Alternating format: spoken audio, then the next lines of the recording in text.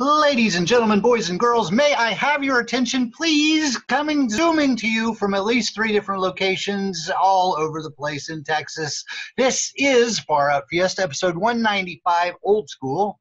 I'm your host and humble narrator, Richard Houghton. He is. Please give it up for our amazing cast, JuliAnna Briscoe, Robb Hudspeth, and Kristin Keith. I don't know if I'm pointing anywhere near any of you. Hey, I got a quick question. Oh gosh, when was the last time you got to swim in either a pool or a lake? Have you been swimming recently? If so, where? I know. Jules, I think I might know your answer. I've taken baths. All right, that's fair. What about you, Robb? Been swimming? Went swimming today. Yeah? Yeah. We have a pool. Yeah, we do too, but I haven't been swimming since last weekend. What about you, Kristin? I don't even remember. Maybe last summer? Wow, you should swim more. Swimming is awesome. I know. I wish I could. I wish I had a pool. You have one, but I don't use it as often as I'd like. We should have a pool. Maybe that's because you don't put chlorine in it. Well, it's kind of brown at this point, but it's green and brown. How is it that you keep disappearing and I don't? I don't know. All right. Tonight's show is going back to our roots. Oh, can we not talk about roots? Yeah.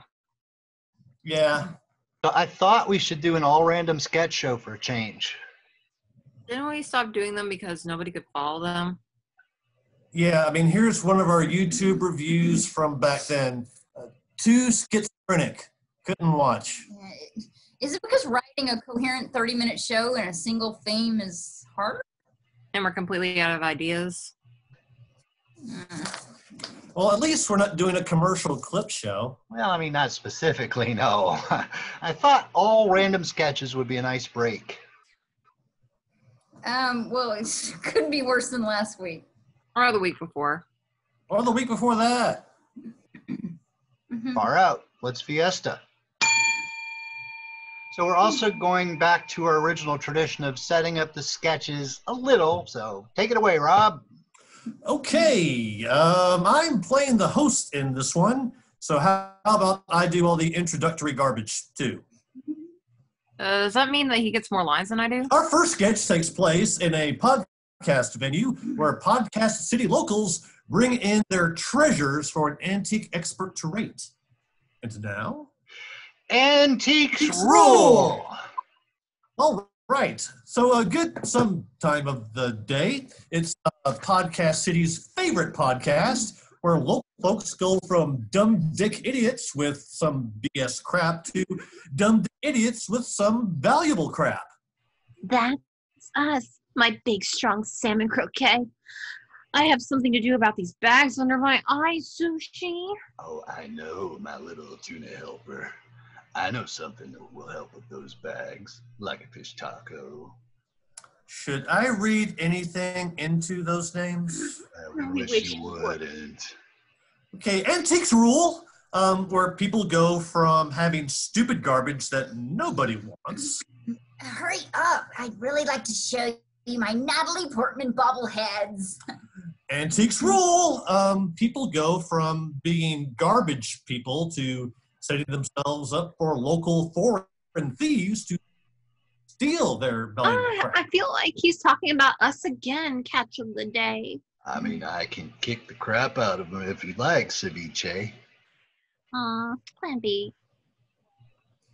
Man, I have priceless items and I need to know what they're worth. Natalie Portman bobbleheads. Okay, I also have several antique appraiser certificates, so I will be telling colorful stories and assessing the value of the items. I got this box of Natalie Portman bobbleheads. I need to know what they're worth.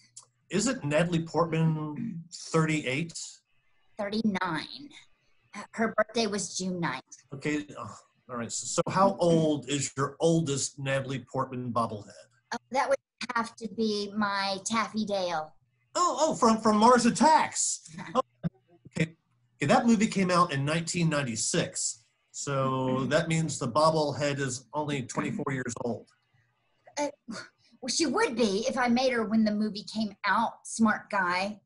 I made her in 2017. Come on, what is she worth? Generally speaking, an antique must be around 100 years old. What am I supposed to do with that? Okay, how much is she worth? Okay, well, she's not an antique, so I don't know, maybe $4. $4? God, the average ticket prices were more than that in 1996. I assume. Okay, well, you might try eBay, or better yet, bury them in a deep well where they will never see the light of day again. I'm gonna bury you where you'll never see the light of day again, mother sucker. Wait, what was that? So, estimate how much our precious heirloom is worth. Okay, just give me a second. Being patient gives me wrinkles. Baby. Cromwell the crap out of him. Aw, it's so pretty. Hello, Bob. Finger pistols. What's your sign, brother? Hello, Leslie. This is not a good light for me. Hi. All right, what have you brought? This sex wax. For surfboards? Sure. Not BDSM wax play. No. Okay. Well, even though surfboard sex wax was born in 1972 and it's only 48 years old, depending on the condition, it could be worth quite a bit. So, may I see it? Sure. Oh, uh-oh. Did you do what I think you did? Well, I hid the sex wax in my... Okay, the value is now going way down. I hid the sex wax in myself. It seems to like it there. Okay, well, if the keistered sex wax was in reasonably good shape, I mean, $14,000 at auction. What if it has pubes in it? Well, surprisingly, it would fetch more in a certain market. Well, great, because there's a 2-to-1 pube to wax ratio. And you said pubes are unsightly, Leslie. I still stand by that. Okay, this is basically just a tin of pubes. See? That's right. But I think I may know of a buyer. That's cool. I refuse to beat that person. All right. Well, this has been Antiques Rule. I have been your host. So stay tuned for another borderline funny sketch about couples competitive bowling right after this commercial message. Near fresh tuna. Like. I have no time to make dinner these days. Not that I should be expected to. If men made dinner, they would make more money. They'd make more money for doing it. Yes, amen, sister. Preach it. Okay, wait. Aren't we supposed to be selling tuna like? I'll start over. Like many women do after having children and having to re-enter the workplace. Lighten up, man. Okay, I have no time to make dinner these days. Okay, and neither do I. Okay, since Kristin and I have an equal partnership. 80 sucking 20 equal. All right, I guess I'm doing this commercial myself. Near fresh, tuna like. Because you're a man. Near fresh, tuna like. Premium, skinless. Because it's made from a protein so slimy it can't simulate skin. Boneless. Years ago, some of the tuna-like formed bones in labs. But everyone from those early programs was eliminated. Skinless, boneless, and 100% not caught anywhere. Yet newer batches seem to be adapting to life on land. Fresh tuna like packed in extra virgin large oil. The less questions about Larbro loaf, the better. For a savory taste, ready for your next recipe. Packed in our no-drain, flavor-fresh earring satchel. Yeah, it's also the easy way for earthworm shrews to liquefy your bones so they can drink you. Anytime they want. Yeah, enjoy near-fresh tuna-like on a salad, in a sandwich, on crackers, or right from the pouch. Near fresh tuna-like. This sketch is a couple of competitive bowling couples bowling match. In order to make it to the next round, they must bowl 250 or better. As a frequent bowler, I'm here to provide expert color commentary. How about instead of bogging the show down completely, you interview the bowlers between frames? I mean, whatever's easier for me. CCB, Competitive Couples Bowling. Good evening and welcome to CCB, Competitive Couples Bowling. In the CCB League, couples are bowling in a ball after ball style tournament. By the way, I was third in the Collin County ball after ball style tournament. It's different. If they're able to score 250 or more, they can advance to the next round. And I'll be interviewing the bowlers between each round. And I'll be critiquing each of their frames. All right, let's meet our bowlers quickly before going into the first frame. Ladies first, welcome, Tanya Turkey Floyd. So is your nickname Turkey because you're always bowling 3 strikes in a row? I like to bite through 3 turkeys necks before each match. Now let's meet the mister. Yeah. Estranged, mister. I thought we weren't going to mention that. Shut up! I don't want our kids. You shut up. I don't want our kids either. Welcome, Five-Bagger Floyd. Is Five-Bagger your nickname because you're constantly bowling 5 strikes in a row? No. I have 5. I have more than twice as many balls as a man should have. Gross. Okay, start bowling. All right, Tanya rolls her first ball, and it's a 7. A 7? Well, that's one more reason why you should have full custody of our kids. And Five-Bagger Frank is going to try to pick up the 3 and close the frame with a mark in the first. Read them and weep, Tanya. We're on the same team for the purposes of this tournament, dumbass. And Frank picks up the 3. Richard, how about you get their feedback after the first frame? All right, Tanya. So how did you feel about your first ball? Better than the first time I saw all 5 of Frank's. Frank, what are your feelings on the second ball? All right, so I offered to have the extra 3 boys lopped off. But Tanya thought there might be a market for 5-ball bowler porn. Well, the second ball in that frame was a doozy. Easy 3. Could pick that crap up in my sleep. Moving into the second round, the Floyds are working on a spare. JuliAnna, do you have any criticism of their first frame? Well, the lane's oil patterns are wrecking havoc on Tanya's game. It's not the oil patterns. Frank is trying to give me sole custody of the kids. Yeah, neither one of us wants the sucking little a-holes. Kids were trendy when we had them. Yeah. Do we bother going into the second frame? Nuh-uh. Y'all are on your own. Yeah, where's the closest bar? Well, I can't be close enough. Steve! Oh, my God. Oh, that was so beautiful. Tanya, I remember why I love you. I had already paid that guy over there to take you out. Oh, God. And even more too bad that I, too, have paid for a hit on your life. Custody battles aren't always as they seem. Bowling, the world's deadliest sport. Our next sketch is simply called Random Confessions Booth. Sometimes I pee in my own sink and dishwasher. My inner monologue is musical.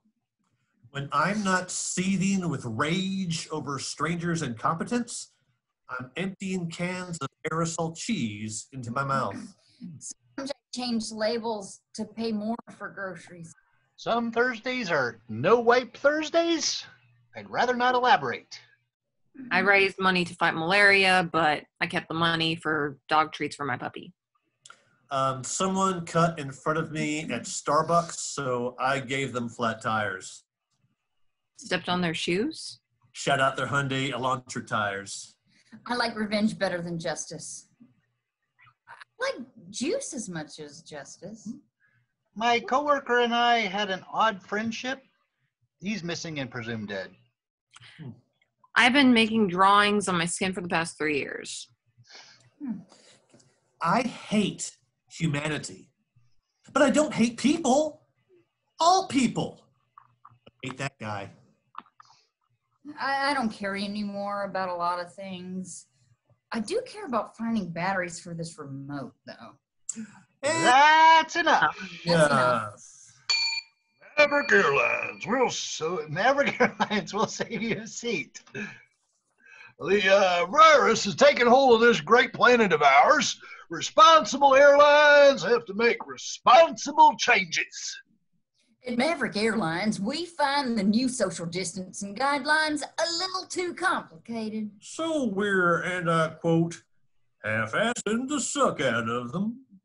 We know you care more about getting to Enid, Oklahoma for that open bar at the sales convention than you do about spreading the deadly virus. We also know you're the kind of sumbitch who won't let a virus shove you around. The virus knows your rights, too. At Maverick Airlines, here's how we're embracing by ignoring the new social distancing guidelines. All Maverick Airlines passengers are required to comply with, pardon me, while I smoke this crab. Yeah. Whew. That is some good smoked crab. Oh, there we go. To comply with all government mandate that all passengers must wear a face mask or face covering over their nose and or mouth.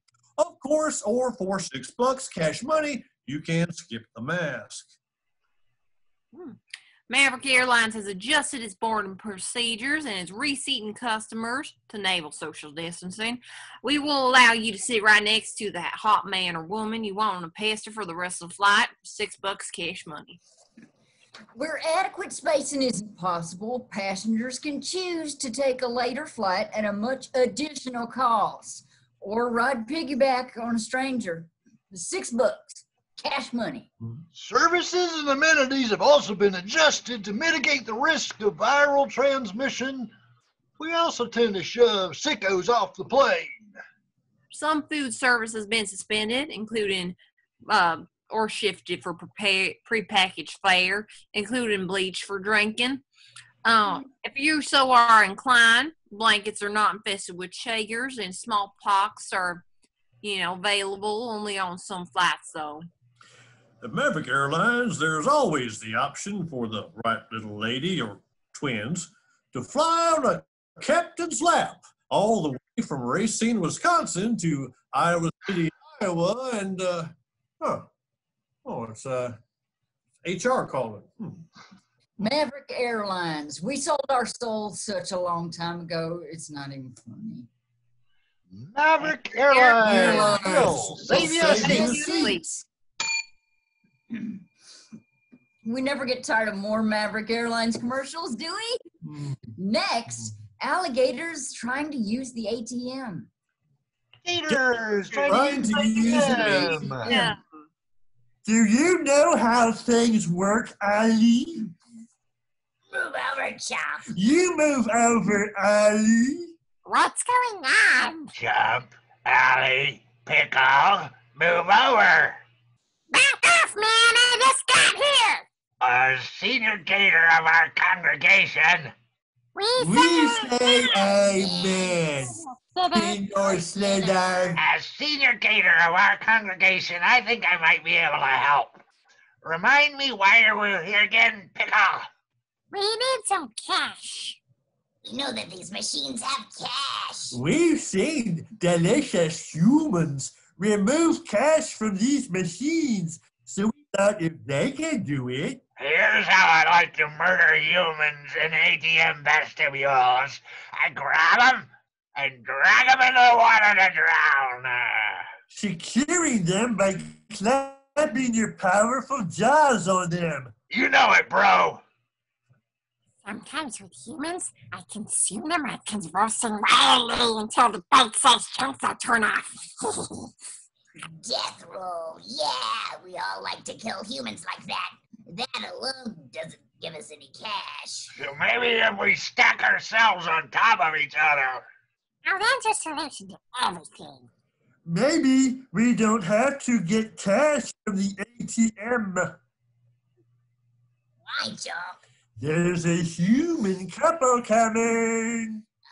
I see where this is going. Death row. Death row. Death row. Death row. We let them get the cash by hiding well outside. And when they come out, we grab their cash and clamp our powerful jaws on them. And drown the bitches. My giant deadly mouth is watering. Here they come. Hide! Gators in the ATM. What will they think of next? Our next sketch is simply titled Elevator. Elevator of Truth. First floor, first universal truth. All people want to be treated with dignity and respect. I mean it. I admire you. I can't get over how much decency you have. To show my respect for you, I'd like to present you with this guinea pig wearing a Kenny Rogers mask. Second floor, second universal truth. All people want to be asked rather than be told to do something. Would you be willing to? If it's not too much trouble. Bite me. Third floor, third universal truth. All people want to be told why they are being asked to do something.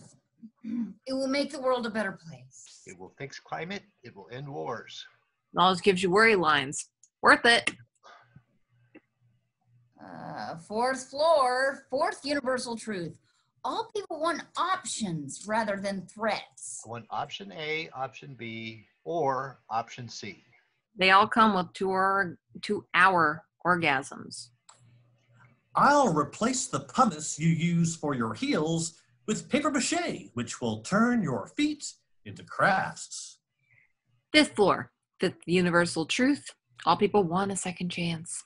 Hold the door. Should I? Screw 'em. It's time for another commercial.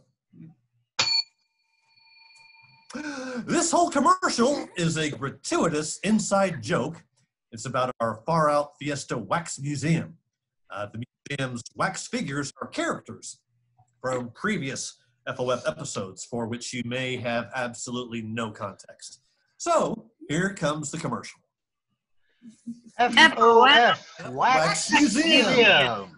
The FOF Wax Museum, located on Podcast Boulevard along the FOF Walk of Fame, is the wax museum that was filled with foul-smelling sewer water. With almost 1 year of continuous operation by the same owner since 2020. And the dead cat population has mostly cleared up. FOX Wax Museum is the only wax museum in the county devoted entirely to FOF celebrity wax figures. Some backup body storage, but devoted mostly to FOF celebrity wax figures. Visit to the FOF Wax Museum puts you face to face with icons of the Podcast City cast screen recreated so faithfully that you swear you can smell their breath. Wait, are they breathing? We want to bring you mug to mug to some of the best characters on this podcast from your favorite sketches. We also operate black market squash courts underneath. Just avoid that. Yeah. You'll find uncanny replicas of G-list stars like Eppie the Honeybee, Henrietta, Molly, Catnip Gwendolyn. Wait, aren't all of those stars you just listed characters you play? And Lucy, along with lifelike figures of classic entertainers like the Single Marshal. They are. They're all characters that she plays. Yeah, dazzle your friends and family with pictures of you with Kenny, the fish who can live on land, Bud, and even Trigger. Yeah, I'm seeing a pattern here. Those are all characters that he plays. Yeah, I wonder if the FOF Wax Museum has any of our characters. And there are also sets devoted to the scariest and most memorable FOF villains like Like Francis the Pseudo-Scorpion. Again, that's her character. Come on. We invite you to visit FOF Wax Museum and see for yourself why more than 1 years of FOF fans have left that feeling the museum starstruck, then light rail struck. All right, the train station is a little close, so. Mm-hmm. Our final sketch of the night is... Yay! Are you applying because it's good or almost over? Yay! Okay. Our final sketch of the night is a slightly different version of a failed recurring sketch that we gave up on years ago. Chupacabra. Love it. Oh, Hello, Victoria Chupacabra. Time is fleeting on today's Chupacabra Love Advice. Then I'll quickly introduce the show and we'll get right to the first question. Brian Chupacabra.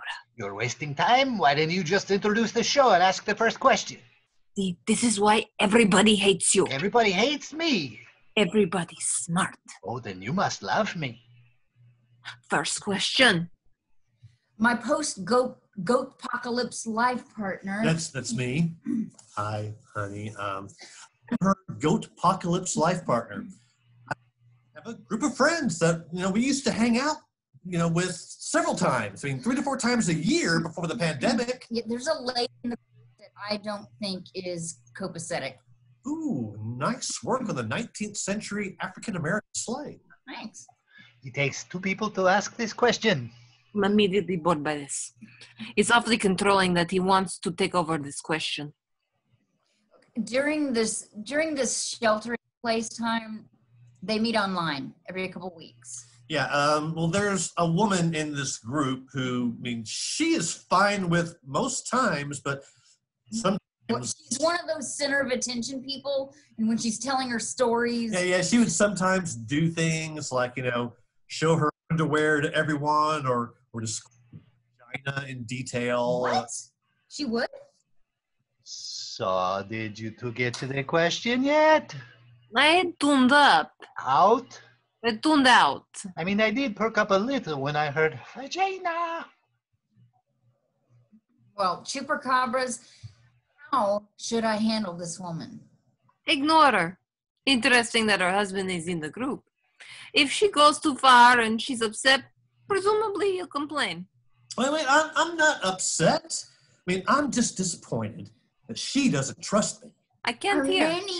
Our nanny cam caught you probing the nanny. Oh, that was hacked. Those things can be edited. The woman isn't flirting with your husband one-on-one. Have you considered the fact that she might be a Furs cafeteria whore? I believe your apocalypse life partner, you have nothing to worry about, and he's just being overly insecure and jealous.